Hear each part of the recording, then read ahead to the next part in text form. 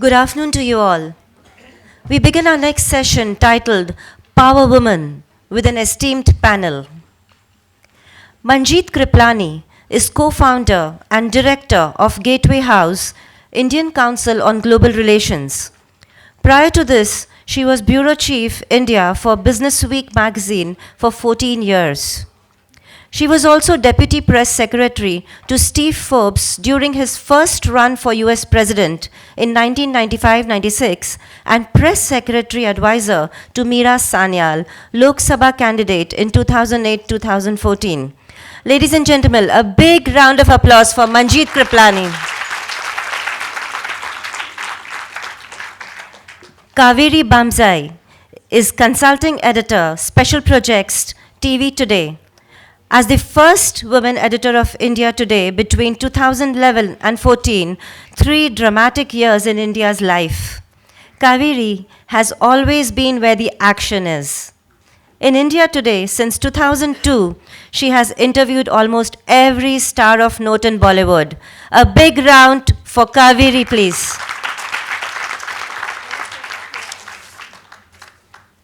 There is no magic pill that can effortlessly make all your dreams come true, says Trupti Agarwal, the chairperson of Vishwakarma Vidyalaya.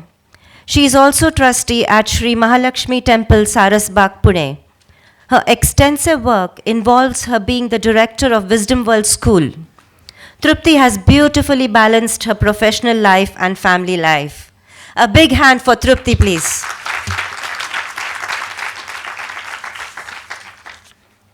Rishali. Rishali Telang is the author of the romantic comedies Can't Die for Size Zero and He Loves Me Not. Due to the popularity of her debut novel, she was invited to write a column for Marie Claire, India, called Big Girl in a Skinny World. Her recent Prime Time Crime has garnered rave reviews from mainstream media. A big hand for Rishali, please, guys. Thank you so much. Thank you. I request Rishali to take the session forward. Thank you. So I've always loved successful women, and it's such an honor and a privilege to be here amongst these 3 stellar women. And I'm really going to take it from, starting with the personal, moving on to the political. I wanted to know, let's just get into the session. I wanted to know, what is that one quality, Kaveree, that has held you in good stead for all these years? Personally, what is that one quality that you think has been the reason for your success? I think collaboration. I think we underestimate the value of teamwork. We underestimate the value of working with people. And we think that we can go it alone, fly it alone. It never works like that. I think if you want to stay, the course, if you want to stay in a career, if you want to, have a good life, if you want a good family life, you really have to learn to work together with people. And it's not just a question of sisterhood. It's not just a question of, it's also raising the men in your life, raising the boys in your life to understand the value of what you're doing. And I think if they understand that, then it's collaboration. Then life is much easier, because if you try and be, a solo player, if you try and be, the one person who wants to take the burden of everything always, it doesn't work like that. I think, and added to that is, I think, the question of mentorship. I think as women, we tend to not, tend again to underestimate the value of the old girls network. And I think we need to understand that if we're here, it's because of the women before us. And if we are going to continue to be in positions of power or influence, it will be because of the second generation that we mentor. So I think collaboration, mentorship, those are the 2 most important things. That's fabulous. Trupti, what about you? For me, I think perseverance is one quality which keeps us going for any social cause. To take an example like Malala, who at the age of 12 can be for a social cause of education and perceive on that, have patience to achieve it. I think that quality is much, much needed. So you're saying that it's perseverance that has Yes. held you in Yes, great yes, great yes, stead. of What about you? What has been? Good. Yeah. Determination and resolve. That's all, really. To just stick to it every day, no matter what. Which brings me to my next question. What is, again, every morning to get up and say, hey, I need to do this. I need to get this done. What about your work keeps you motivated? What is it that Well, at the moment, my work is really, it's in a think tank that works for India. So I would say it's the national interest. It really is a motivator. that, It keeps me going every day. and what about you? And also, it sorry. is a national interest, and also preparing the younger generation to think big, to think big for the national cause, beyond themselves, because there's a lot of young people who just think about their little life, earning money, but they have to start thinking about the national cause, because this is the world, India, that they're going to inherit, and they have to make it. So. That's superb. Trupti? For me, what keeps me going is to see people grow. So coming to Vishwakarma Vidyalaya again, where we have children from not, very fortunate communities. And when we see them work for themselves, and when we see alumni where they have reached, it of course gives me a sense of motivation that, yeah, we are taking people from somewhere and they are a national asset now. So that definitely keeps me going for that. Yeah. So to see the people change and grow in their field and then become a national asset. Okay. And Kaveree? For me, it's anger and angst. I think angry women are the smartest women. Well, I'd like to Superb. think I'm smart. But I think angry women are powerful because I think they make things happen. They're so unhappy and they're so angsty about everything that is wrong. And there's so much that's wrong right now. And I think as a journalist, if you're not angry, then there's something deeply, deeply wrong with you, because there's so much in society that is currently not the way it ought to be. And if you get up in the morning and you read a headline, and if you see a tweet that doesn't bug you, that doesn't make you get up and throttle somebody or, enrage, if you can't throttle, just write something. That's what I do. I firmly believe in non-violence. I think that's what keeps me going. And I think we're all, as journalists, we're storytellers. And for me, anger is a very powerful emotion to tell a story. And I think all the best things that have happened in India, whether it's the anti-rape laws after the Nirbhaya rape, or whether it's the recent judgment on Sabarimala, whatever that's happened that's good, or the adultery judgment, or the 377 has happened because people got angry and they said, enough, we don't want this anymore. So that's my mantra. Get up in the morning, say your prayers, and then get angry. Fabulous. Fabulous. I'm smiling, but I'm always angry.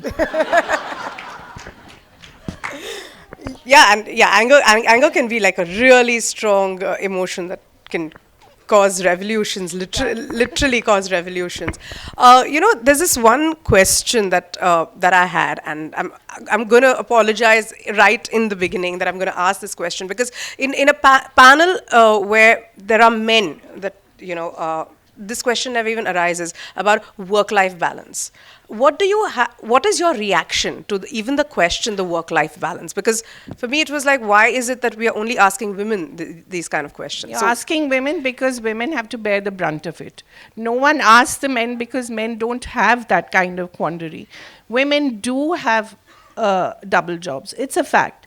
And, the price of having it all is doing it all. We have to recognize that. And I think why we've been unfair to the younger generation of women, and a lot of them have come up to me and said, you never told us how difficult it's going to be. You never told us that it takes so much. It's a fact. We never told them what sacrifices are required of them. It is a fact. Work-life balance is damn tough. And it is also impossible. I know people will tell you, if you enjoy your work, then that's life and family will happen. It doesn't work like that. It is very tough, but you have to continue. I think what Manjeet said, what Trupti said, perseverance, resilience, never giving up, and never quitting your work. Please, whatever happens, never do that. Find some way around it, but continue to work, continue to do something that gives you that sense of self, that sense of economic independence, that sense of who you are. Who you are. And I think we get asked that question because every man knows that it's the woman who keeps the family afloat. And if she doesn't, Woman then who she's the keeps- bad person. Woman If she who doesn't. keeps institutions afloat, like Manjeet. Woman who keeps, the country afloat.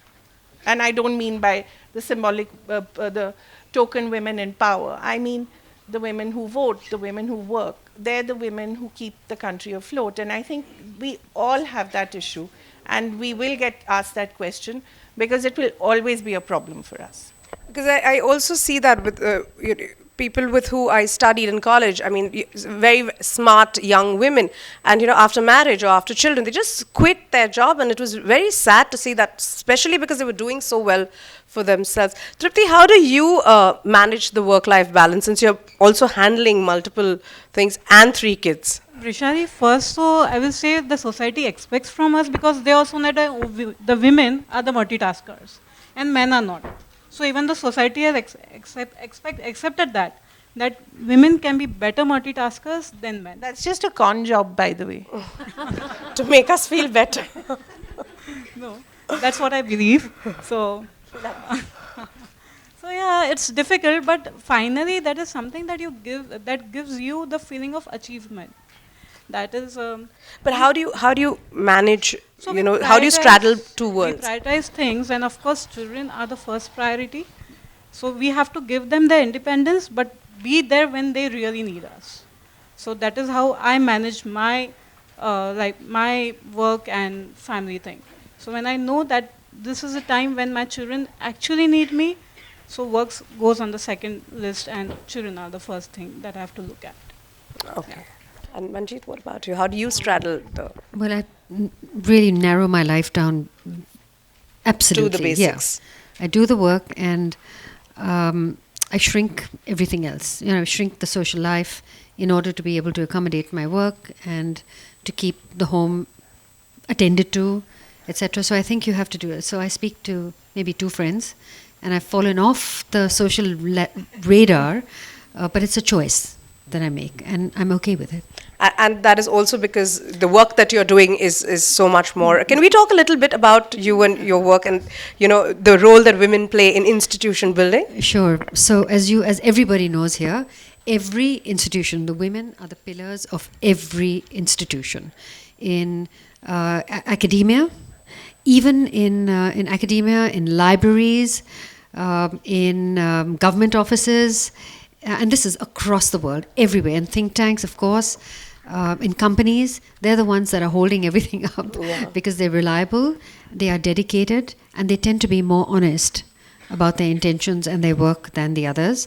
There are lots of companies in which there are nurturers, and the women tend to be the nurturers, where everybody comes and you give a shoulder to cry on. Every office has those. And I worked as a journalist before, and now I'm at a think tank. It's very hard to make that transition from being the pillar in the organization to being, the reliable journalist that's going to churn out the good story week after week, and then to being the institution builder. And I can tell you it's really hard because the men are heading your counterpart institutions. There are no women heading counterpart institutions. And they're always looking for the guy behind you. So our think tank is founded by 2 women. And I think we're the only think tank in the world that's been founded by 2 women. Wow. And they always look to talk to the male scholars behind us. So we went through a patch where we thought, should our CEO, because we're just directors in the institution, should our CEO be a man or a woman? And we had a very good man who understood women very well, and didn't have a problem with them because he came from the creative world. So the guys from the creative world, despite the Me Too movement, are actually more accommodating to women because they have a lot of women in their world. The corporate world is tougher. Women are another. Women are just. They're colleagues, but they are another animal altogether. But we are finding now that we're just coming down to it, and when we're looking for a CEO, we're interviewing really good, capable women. And now what do? We're going to be 3 or 4 women at the head of the institution, and what to do? But the guys are still not going to fund us, and they're still not going to take us seriously. And the good thing is, the only guys that do take us seriously are the government, because there are lots of women in government and lots of women in power. And now we've got 2 female ministers, so it's a little bit better there than it is in the corporate world. Wow, that's interesting. Sorry, I've got a bad throat. What about you? Your work? So In a sense. in Sorry. education, Thank even you. today, I think Thank you, sir. 80% of teachers are women. So they are the ones who are nurturing the future of our country, of our nation. And see, the motherhood is always means the female has that motherhood. So even in schools, when the child is going through some trauma at home, he or she is very comfortable sharing it with the women. So it is a woman who feels that vacuum and take care of the future coming up. No, but in institution building, like yours. So of how do course, you- the principals are the heads, the one who are building the schools are the principals, and 80% of them are women. So what can be the better example? Yeah. Kaveree, what does empowerment mean to you? I think empowerment means the ability to empower other women along with you. I think there's no point in being a woman in somewhat of a position of power if you're not able to give access to that same level of influence or power to other women. For me, it means actually widening the circle. And it means, I think it also means, going against this cultural conditioning that women have, that which I think Sheryl Sandberg has talked about endlessly, but I tend to agree with her, of not being able to take credit. I think the problem with women in positions of power is that they tend not to be able to take credit for the work they do. I think we're still in that era of being selfless and coy and sacrificing. And of course, I'm not the one who put It was put my it all team, together. yeah. It was my team. Of course, it's your team, but it is also you. And I think we need to start being able to say to ourselves, yes, I know it sounds very cheesy, but I'm worth it. But a bit like that. I think, when more women, I'm not saying in the crass, self-promotional way that men tend to have, where they tell you the same jokes and they tell you the same things that they told you 10 years ago, and you're expected to laugh. I'm not saying that in the sense of having a darbar every day. And I've, being a journalist, I've suffered a lot of male egos, let me tell you, because I've had a lot of male editors. A lot of them have been nurturers, but a lot of them have been quite painful as well. And one of the pains and one of the perils of being a subordinate to a male editor is this whole idea of having those hour-long meetings where you really have to laugh at the same jokes over and over again. And if you've been unfortunate to have worked with this person previously, you have to imagine laugh at the same jokes 10 years later. So I think there women have to know, okay, so now I'm in a position of power, now I can influence things. Let me change the way things are. Let me have a 5-minute meeting, get work done. At least that's what I used to do. Obviously, it didn't work very long because I didn't last as editor very long. But I guess over a period of time, it'll make a difference. And start listening to people and not telling your own thing. Start listening to what people have to say. Is that a very male thing? Because I experienced that with filmmakers. In my experience, it has been. If anyone has a differing point of view, I welcome it. But I'm afraid it's been a very male thing. I've yet to find a woman who goes on and doesn't listen to other people. I think traditionally and conventionally, we're trained to listen to people because we want to understand. And going back to my original point about anger, we want to understand what's wrong with the world. And we want to understand where it's coming from. I've always been very fascinated by, what is it that makes people successful? And I'm going to be asking each one of you. Do you have like, a time to yourself or, exercise? I don't know what it is, but that one time, those 20 minutes a day, that 1 hour a day, that literally energizes you to work better. Do you have that? It's definitely exercise and yoga. Yeah. So yoga. It's non-negotiable. How does it help you? Physical in your work? exercise and yoga. Well, yoga particularly, Yeah. it really calms you down. It gives you it enhances the ability to concentrate. It also is able to reduce the anger, which I find, which I find. I find one tends to do it only because it's one becomes annoyed with inefficiency, because if you can do it better, you have to allow other people to make their mistakes and go slow and do it instead of just saying, okay, I'll do it. So that you have to hold it back. And I think that yoga allows you to be able to step back a little bit. It's a continuous practice of yoga that is extremely helpful. Okay. What about you? For me, it has been continuous learning. To learn something new every day. Okay. So, being in this field, I've not taken up for my PhD. So, because I want to learn more about schooling and how the learning happens. So, for me, it's every day something new. Yeah. What is your? As you can see, it's not exercise and it's not yoga. But it is meeting people who are smarter than I am. I think that's what... But do you do that on a daily basis? Well, I try. There was one male editor who actually listened to me and I listened to him, and who once told me that try and meet one new person every day. I know it's tough, but I try and do that. Even if it's not a new person, try and read something that's something that sort of you learn from. Try and meet a new person.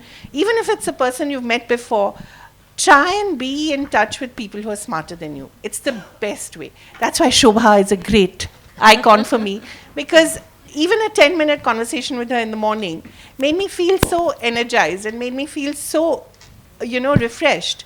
I think, and we as journalists have that tremendous power, that we are in the business of meeting people. So I think we should just use that power, or misuse it, and just meet as many bright people as we can. And really, there's nothing as humbling as meeting someone smarter than you. And in my experience, almost everyone I meet is smarter than I am. It's something or the other. Even if it's a subject that you know nothing about, it could be quantum physics. But it's just that, you learn something. You just learn something more. every day. You just widen your horizons. Yeah.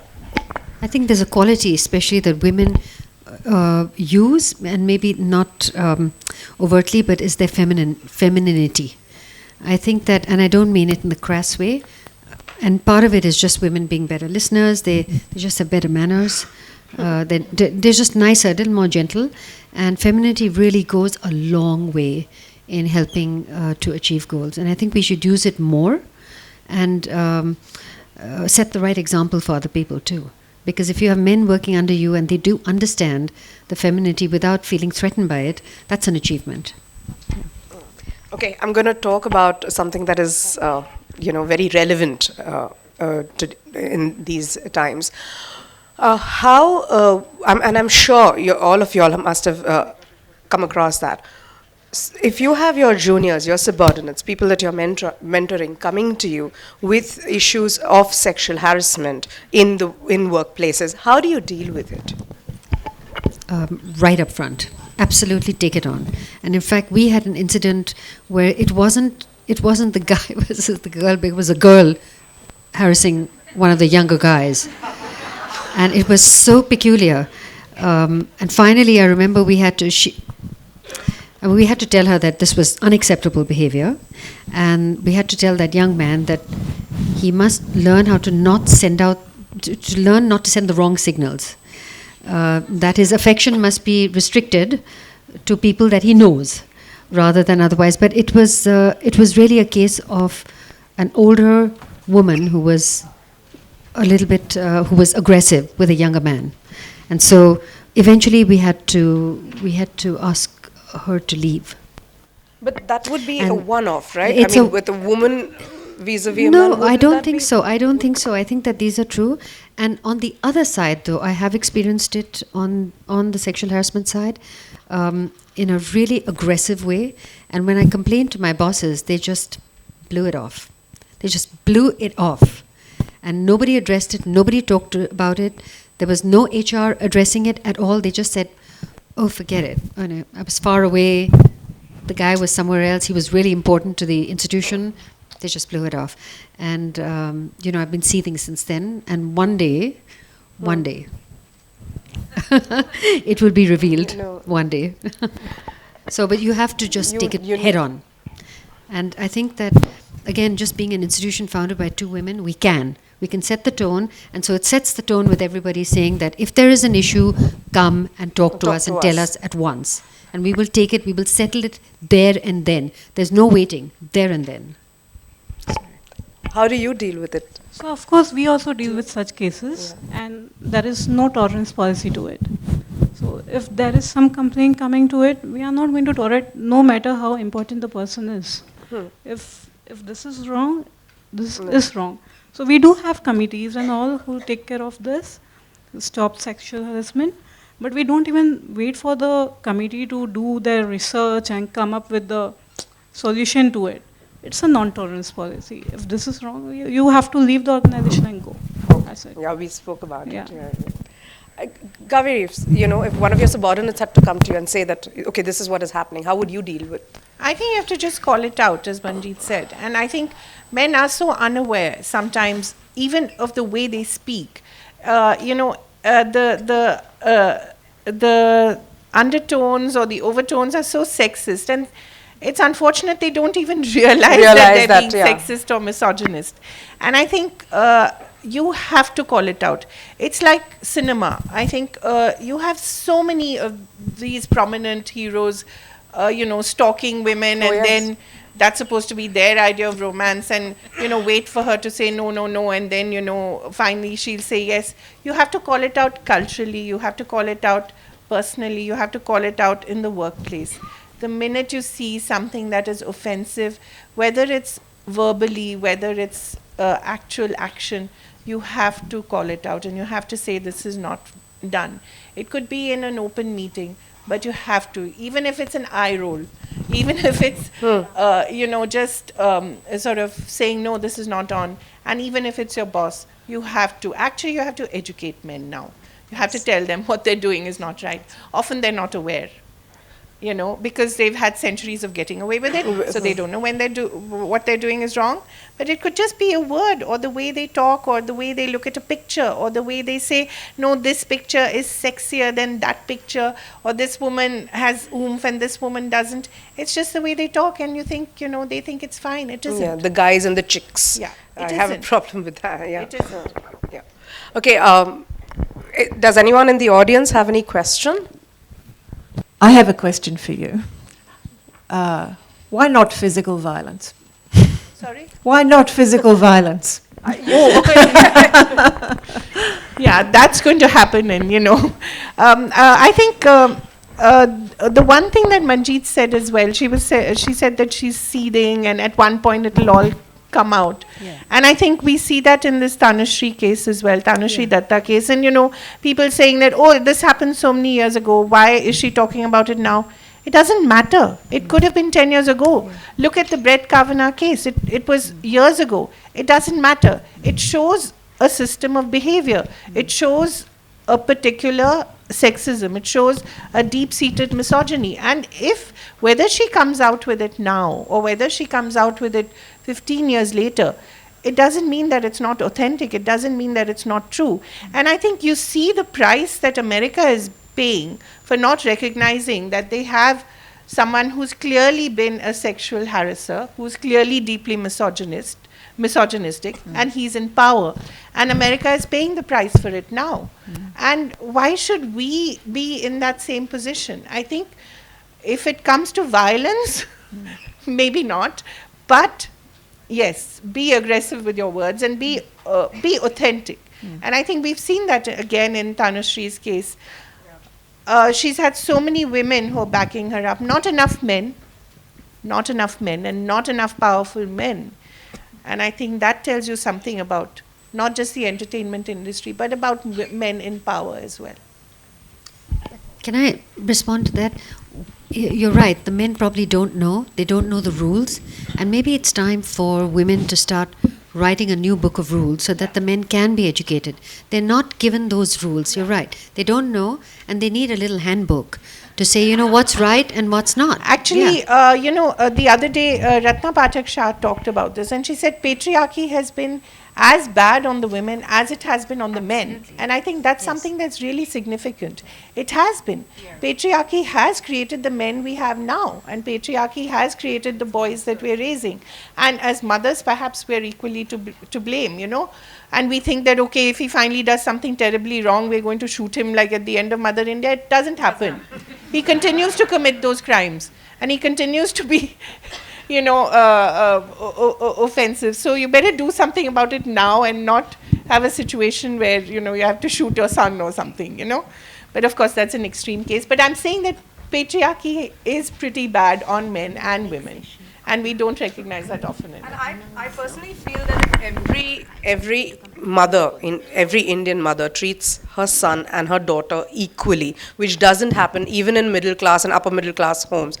Once that happens, where we actually treat them equally in every situation, I think we start making a change. The It's not slight just question change. of equality. I think it's a question of what Manjeet said. It's a question of sensitivity. You're facing a generation where the women and the girls, not to infantilize them, but I mean Younger women. are actually far more progressive in their thoughts and in their ideas than men are. So men, I feel, have to actually catch up. And if we're not able to tell them, hey, the world has changed, they're going to have terrible marriages. They're going to be terrible at the workplace where they'll have more women bosses. How are they going to negotiate all this? A new world where women will be in positions of power. Where they will have spouses who want much more of, want them to do much more of their share of work than maybe our generation did. So how are they going to face it? You're not equipping them with the skills. Kaveree, That's happening now. We can see the change. The young women, most of them are working. It's the house chores They're are much shared. smarter, no, than the And men. They share. The men also share the house chores now. I'm sorry to all the men today. I've been very rude to all of you, but please do forgive me. So, may I add to that? I also have a lot of young men in my world who've been brought up by very enlightened women. Their mothers are well educated, yeah. So they actually get the wrong end of the stick from the girls because the girls have become so bold and they've become so aggressive that these guys have turned into shrinking violets. So, in the marriage market, they have a list. I was in fact discussing. They've got a list, "Meri mange," कि हमको ये चाहिए. Now, as a young professional guy, you're 30 years old. I mean, you can only get that far unless you've got a dad with lots of money. But they want the professional guy, they want the self-made guy, they want the holidays in the Riviera. It's like, okay, I can give that to you when I'm 50, but I cannot give it to you when I'm 30. And they're very, very aggressive. And so the men have started taking a step back because they don't know how to deal with this either. No, the other thing that we've not done is we haven't taught our children patience. And in this world of instant with instant gratification, it's going to be very tough. They do not understand that you have to actually wait for things. And I think they think that, and I see that's one of the reasons why relationships break down perhaps a little faster than earlier. People don't have the patience. They don't have the patience for the rough. They don't have the patience for the traumas that relationships get you. And I think it is actually costing us. That's now sounding like our parents. Yeah, that's one of the problems, even as a journalist, I find myself saying now, in my time, and I think, oh God, I really am sounding pale, male and stale, which I don't want to be. Anyone else? Yeah. Hi, I just have a question in regard to the statement which you just made that we as parents haven't taught our children patience. Why would it be we as parents? Aren't the individuals themselves to pick up and learn from their atmosphere and their surroundings? Why would the blame come on the mother? No, I didn't say mother, I said parents, Parents. that's Yes, why. that's what I'm saying. So, The but I parents think and- parents, of course, do have a role to play. It's, it's no running away from it. I'm not saying that children are entirely our byproducts and entirely our extensions. That's a big mistake we make as parents. I think we invest so much of our desires and our dreams and our thoughts and aspirations in our children, then we're devastated when, they don't turn out to be the shining stars that we hope them to be. I agree. But I think we do have a role to play, and I think as parents, yes, we do have a role to play. And of course, they imbibe by doing and they imbibe by seeing. But there are certain things that you teach them, which I think patience is a great, great virtue, which we don't teach them. We don't teach them to wait for a good thing. We don't teach them that, this will happen if you do this. I think that's a big mistake we're making. And I continue to say, as parents, fathers and mothers both. And also there is a role for institutions to play in this. That it is starting, I think, in school levels. Maybe you see this more, that schools teach, they have to teach, the teachers have to teach, and you absorb from the way the institution is run, its own values, and it has a very, very big role to play, because an institution can be a parent as well. In fact, parents don't let their children to be an individual. This is what we see in day-to-day life. We influence all their decisions so much. There is so much of interference from parents for their children that they, at a point, they become rebellious about it. They have no self-confidence left because you are interfering with every decision he or she has to make, with every drawing she or he has to make. So we don't give that even that small independence to children. So where is individual? There's a very nice thing that Shekhar Kapoor once said, and he tends to say things better than he actually does them. Yeah, because he's been making that same film for the past 20 years with I don't know how many different actors. But I think he said that once that, before a child gets into school, he colors all over the place, and the minute she or he gets into school, they start telling them no, within that outline, within that shape, so immediately you're curbing the child's creativity. So from the very beginning, you're telling the child, this is what you have to do and this is what you don't have to do, and of course it has an impact. You have to have rules, but you don't have to have rules that curtail or prevent you from being who you are.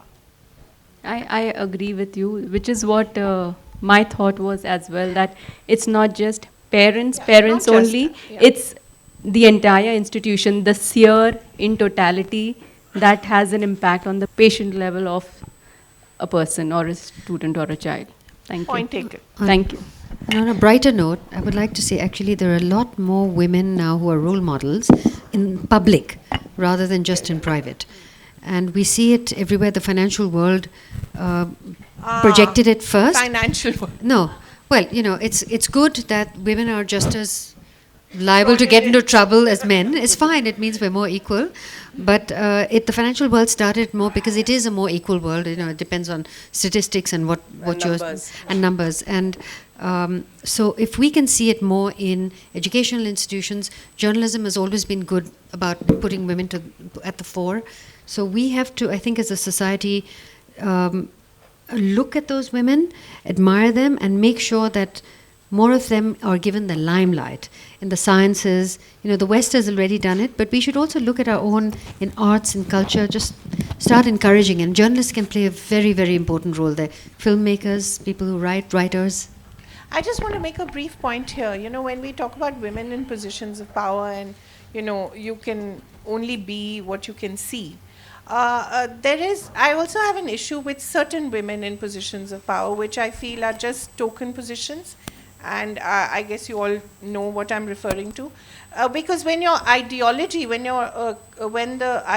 of the party that you represent is so deeply regressive, Yeah. I think at an individual level, if you're a role model or if you're an icon, I'm not sure how much of a role that plays in the positive representation of women. I'm Because, sorry, Kaveree. I'm going to take okay. any representation we can get. Okay, but Anything. I have a problem with that, and I feel that then that becomes just a case of individual success, individual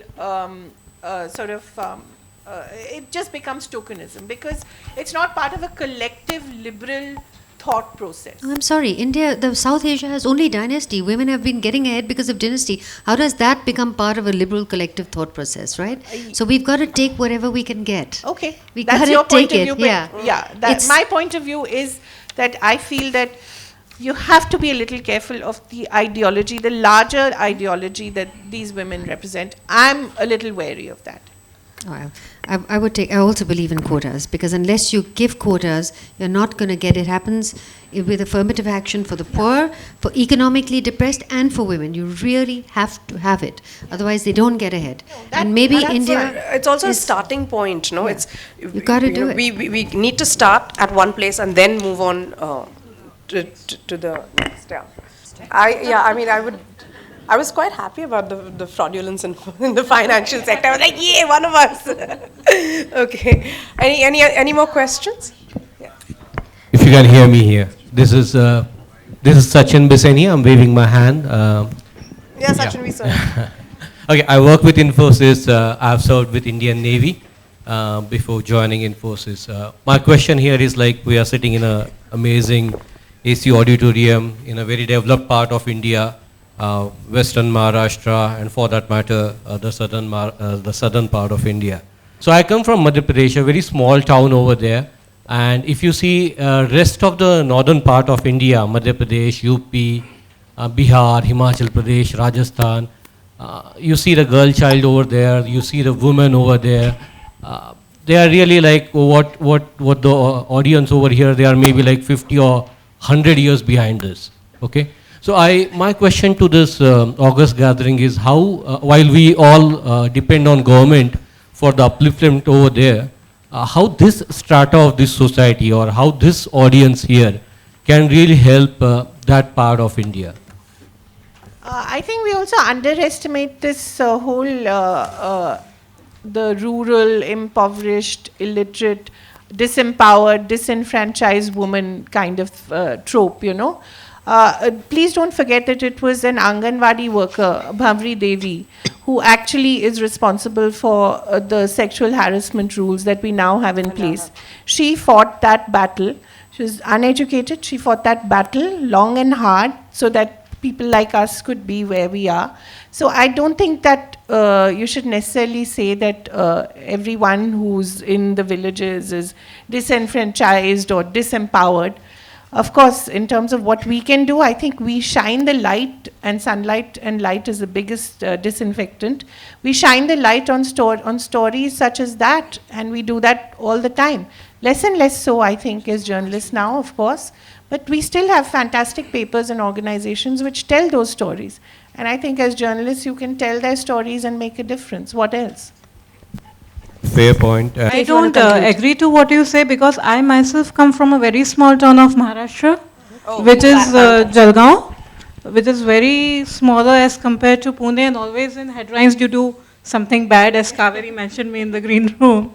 So I don't agree to this. There is empowerment in rural areas as well, and more of girl empowerment than male empowerment, I would say. Yeah, and I think coming back to the question of quotas, I think what Manjeet said, the 73rd Amendment did so much to actually create a generation of women leaders.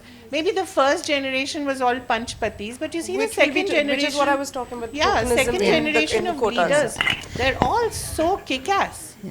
You know? And also, women from our stratas many of them have gone into rural areas. You all know Aruna Roy, who created the Right to Information Act. She worked with day laborers and created this amazing piece of legislation which is now benefiting the whole country. So it's not that we don't do anything. There are lots of us who are out there spreading our knowledge and skills and doing a good job. So I hope, and doctors. The Amtes, that's right, and the Dangs, absolutely. Yeah, so These it's are not there.